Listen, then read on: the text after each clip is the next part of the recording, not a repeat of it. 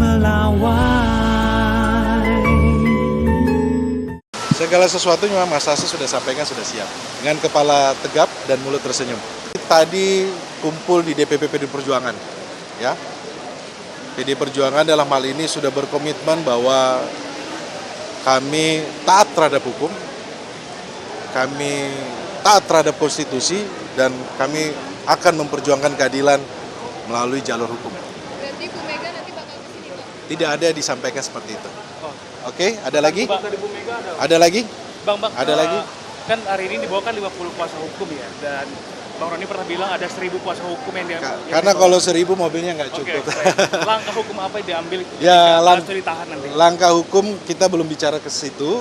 Tentunya tadi kita sudah sampaikan di awal bahwa kita mengajukan pra peradilan. Kita minta agar diberikan waktu agar kita bisa uji sah tidaknya status tersangka dari Mas Hasto Kristianto. Bang, Penahanan ini ada persiapan dari Anda siap nggak kalau ada penahanan? Segala sesuatu memang Mas Hasto sudah sampaikan, sudah siap.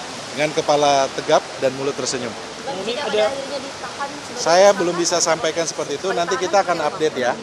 Kita akan menunggu ya. Makasih teman-teman. Teman-teman makasih. Oke? Bang, langkah Thank you.